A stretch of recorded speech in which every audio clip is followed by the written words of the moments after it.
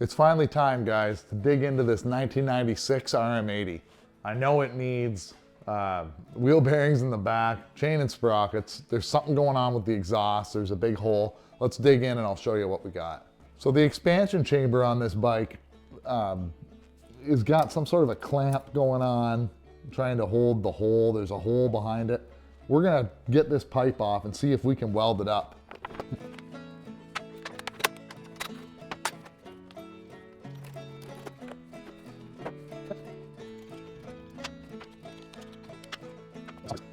Let's get a better look at this pipe by getting this little clamp off of there. Oh yeah. So you can see, guys, it's all split all the way back. It's just rotting away. Probably had a lot of dirt sitting on it. Obviously this is an old bike and a kid's bike, so they don't get cleaned up as good, you know, as a adult's bike. But we'll try and clean it up, and then we're gonna have to figure out some way to weld this. What our plan is we're gonna weld this on and bend it around and slowly build this up all the way up. We'll see how it goes.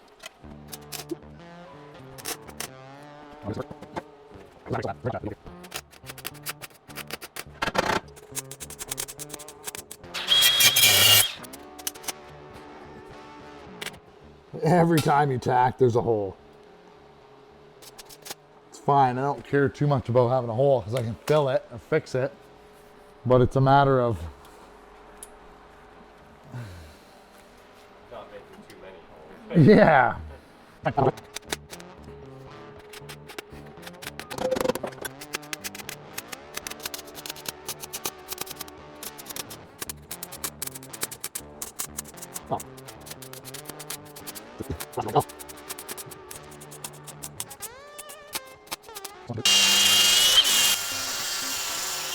So our god-awful, cheap, quick repair that we've done on this poor pipe, it doesn't have any leaks too bad. Like, the hole was huge. It was 6 inches. So we did a whole bunch of straps, welded it up as best we could with this old rusty, rotten metal. Ideally, it'd be better to find a new pipe. But for a 1996 RM80, we're not gonna find a pipe that's not gonna be $400, and this bike just isn't worth it. So let's see how good it fits. I think it didn't bend up too bad, so everything seems to line up. We're gonna go ahead and get this bolted on and fire it up. We're gonna dig into this chain and sprockets, get this rear tire off. We've already pulled the cotter pin out, so we can actually spin this nut off. Ideally, you'd be able to push, oh it is, actually, look at that. Well, ideally, you can push them out. Otherwise, I was gonna say, don't go hitting the axle with a steel hammer. Make sure you guys use a dead blow hammer, something soft, or put a piece of wood on it and hit the wood to loosen it up, or use an aluminum bar. But somebody actually greased this axle, probably because there's no wheel bearings in it. It's just falling right out. And then when the axle's out, guys, we're gonna clean it all up, but we wanna put the parts back on the axle the way they came off the bike so that we don't get anything screwed up for our reassembly. It's really easy to miss a washer or something like that if you take it apart and you got parts laying everywhere. All right, so our tire's hanging really free, and we're gonna go ahead and pop this master link so we can just get rid of this chain. We're not gonna rerun this chain. We've got a brand new chain for this bike. Sometimes on these old crappy chains, sometimes it's just easier to cut it or break it off. We're gonna try and mess around with our fancy pliers, and then we'll probably end up cutting it anyway because it's gonna be so screwed up. Oh no, it's actually coming. This bike might have been cared for more than I thought.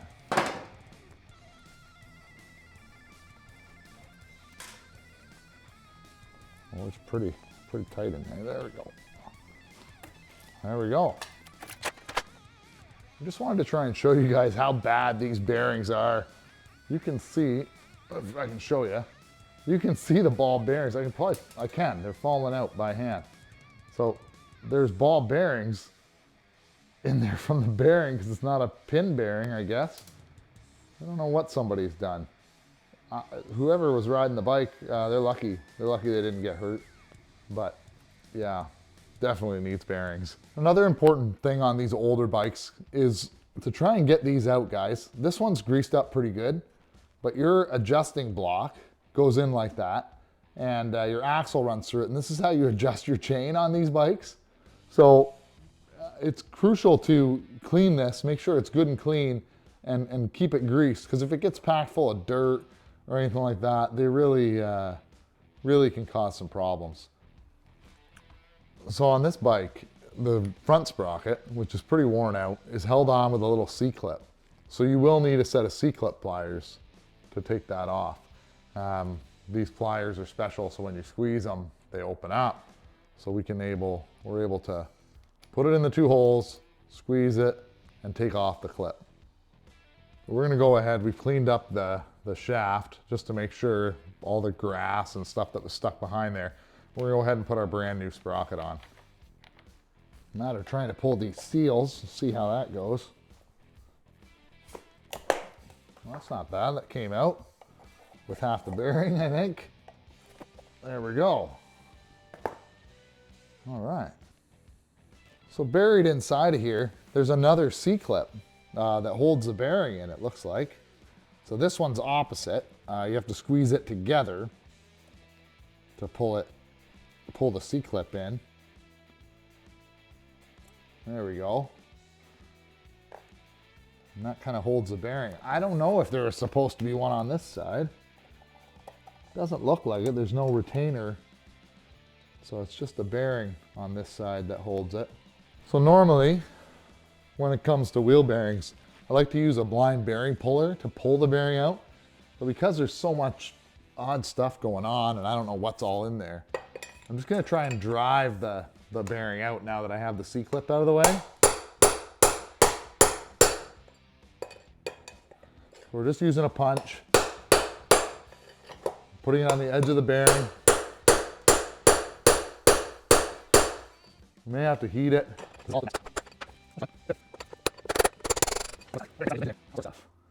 Of course. There we go. Seized tight. You cannot. Well, let's get this hub cleaned up. We'll see what we got. We've got this side up pretty much cleaned up. There's a little bit of a burr, but I don't think it's going to affect us. We've cleaned up the ring where the C-clip sits in, and we can go ahead and install the bearing and all the other good stuff. But I think this is still a bearing, like part of the broken bearing, the outer race. So we're gonna have to pop that out of there. We may need to use the blind bearing puller on this. So I think we're gonna set up and try and get that out. So we've got the blind bearing puller secure against that bearing outer race, but it is in there and it's never been out. So we're gonna soak it down with some PB Blaster and let it sit for a bit. And then we'll come back and pop it out of there. We'll throw a little heat on there.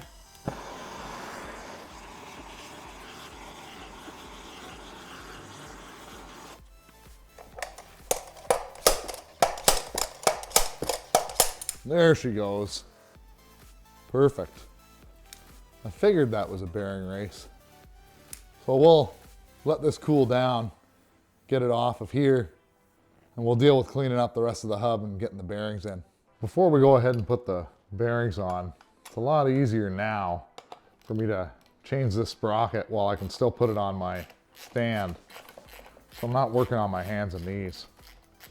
So we'll go ahead and pull all these sprocket bolts and get that new sprocket installed. So what we're gonna do right now is I've just got a piece of Scotch-Brite pad and we're just scrubbing up the mating surface to make sure there's no dirt and debris all stuck on there. We'll give her a good clean and then we'll mount that new sprocket. So now we got her all cleaned up, time to mount our brand new sprocket. Now I've seen guys in the past put thread locker on here to help seat the bolts. I've never done that. I'm not gonna start doing it now. I don't know what the benefit of that would be. It's act like a glue, I guess. But then why wouldn't you just use glue? If you guys know, or if you guys do it and you find benefit to it, let me know. Make sure you tighten them up in a cross pattern or an X so that they tighten equally. And there's torque specs on, depending on your bike, it'll have different specs. So it's good to look those specs up and get your torque wrench out and make sure that these nuts on the bottom are torqued to spec. We're gonna do that now. So we got an all balls bearing kit and we've kept them in the freezer so they're pretty frosty. But first we're gonna put some grease on the bearing and down in the bearing, the seat where the race is here. So put some down in there, some on the outside of the bearing. If it's cold, it's gonna look like it's gonna freeze up. We'll drop our bearing in. Sometimes, if you're lucky, you can just press it in by hand if it's cold enough. But otherwise, we have our kit. And we're gonna drive the bearing until you can hear that sound change. That means it's seated all the way down. We'll go ahead and put the seal in after. Flip it and do the other side. With this bike, we actually have two different sizes of bearings. So make sure if you're trying to install it, you're not like, oh no, it doesn't work. There's two different sizes. Before we put this bearing in, guys, don't forget, I'll show you, that tube we took out. If you forget it, you're screwed. So if you put your bearing in, you'll never get your spacer tube in. Put the bearing in. Like I said, this bearing is a different size, so we may need a different size driver. We can pretty much push it in by hand.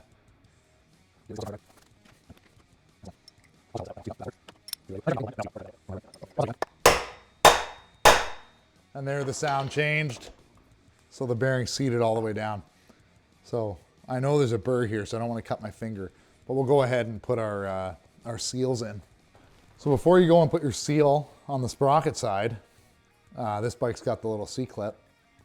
So we're gonna go ahead and make sure we get that in. Having the right tools obviously makes the job a lot easier. Just push it down till it locks into that recess.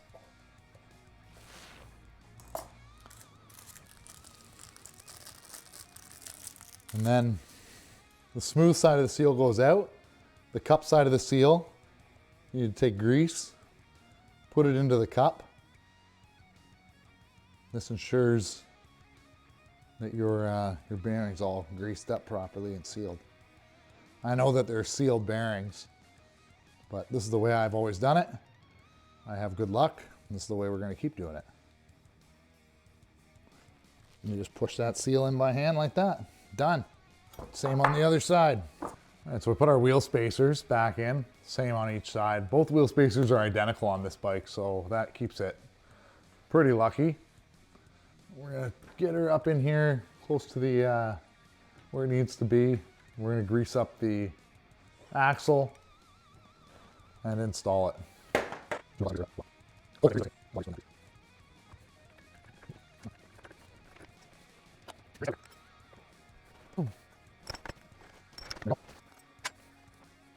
So we've got it set up so we can set our master back here. And when I put the chains in, obviously we're not going to take a half link and have to get a weird link to put that back together. So we're going to cut back to the closest master, which is going to be to come out of here. And then we'll have to move the axle up a bit because right now it's in its farthest back setting. So from there, we'll go from there. We'll take the marker and we'll mark the link we want to cut so we don't forget. So we've got the heads grinded off of the link we want to remove. And this is a chain brake tool that I have. If you didn't have a chain brake tool, you could put a screwdriver in there. You can pry it off, but we're going to use the proper tool just to show you guys how they work. So once you have it on, you just simply thread it in and it threads into that stud. And we're going to push this set of studs out the other side, just like that. And then it just separates. Back this off, pull out the link, and we got a perfectly clean setup. So we're gonna install the master through the 2 links. Then you have your little, oh, don't lose that clip. And we have this goes on. Then you have your clip. So the idea with the clip is that the tire rotates this way to get us to drive the bike forward. This is counterclockwise, right? So the tire's driving forward. The clip needs to go on facing the way of the rotation so that when it goes around and goes through the mud, it doesn't push your clip off and you don't lose your chain. That's what it's meant for. So we'll slide it on there like that. We'll get our special master pliers. Right here, these ones are from Tusk. You can get all sorts of ones. These ones were cheap. I thought I'd give them a try.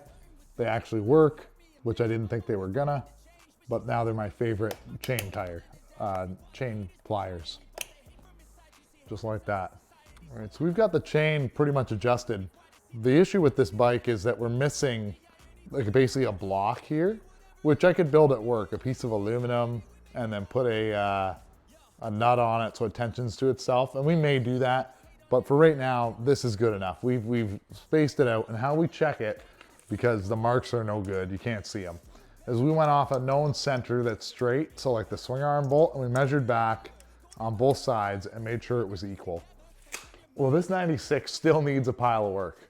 We got the rear tire done, we got the pipe welded up. It doesn't leak, but it definitely isn't the prettiest pipe job I've ever done. But there's just no metal to weld to on this horrible, rotten pipe. But it works and it's fixed up. A quick, easy fix. Probably the quickest, easiest fix I could come up with. If you guys had a better one, leave it in the comments down below. I'd love to hear it. The throttle cable's upside down. The brakes are on the wrong side. We've ordered new brakes for this bike, so at least it can stop when we do try to ride it. We've got the aluminum blocks built for the adjuster on the chain. We're gonna finish those up and get them installed in the next video. And yeah, we're gonna hopefully ride this bike. Anyway, guys, thanks a lot for watching. Like and subscribe on the video, and we'll see you guys in the next one.